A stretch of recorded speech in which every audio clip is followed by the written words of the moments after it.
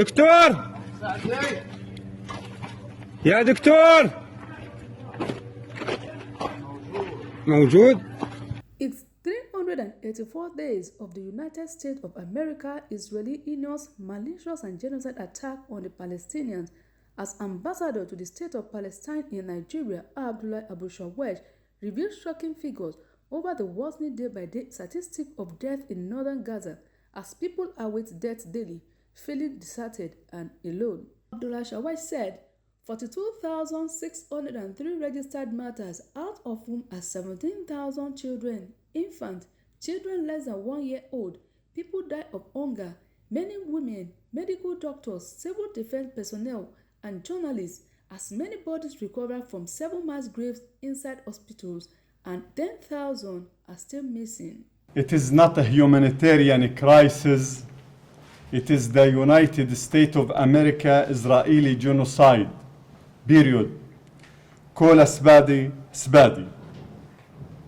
Gaza is home for the largest cohort of children and youths in modern history.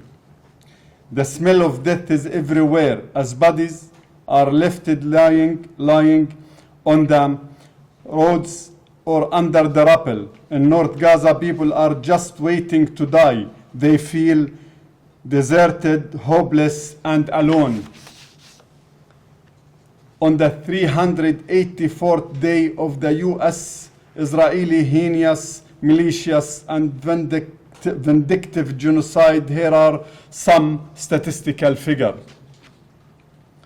42,603 registered murder, out of whom 17,000 children, 171 infants, 786 were less than 1 year old, 37 die of hunger, 11,673 women, 1,047 medical staff, 85 civil defense personnel, 177 journalists. Additionally, 520 bodies were recovered from 7 mass graves inside hospitals, and 10,000 are still missing.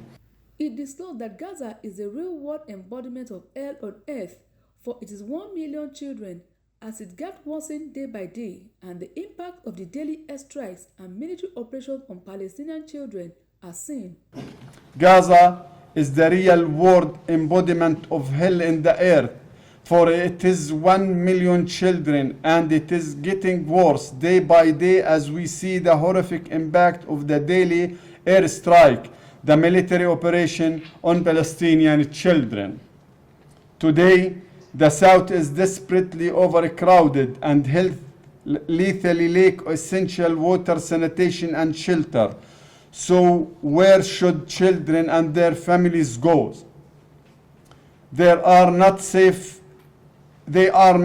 in schools and shelters. They are not safe in hospitals, and they are certainly not safe in the overcrowded camp sites. Perhaps the darkest irony in once again forcibly displaced families into this so-called humanitarian zone is that beyond their lack of food, water, and medicine, they too have been bombed. Said Southern Gaza is desperately overcrowded as they literally lack essentials like water, sanitation, and shelter, as they are not safe in hospitals. As he asked the questions, where would the children and their family go? He said certainly they are not safe in crowded campsites, and the darkest irony forcibly displacing families into so-called humanitarian zones.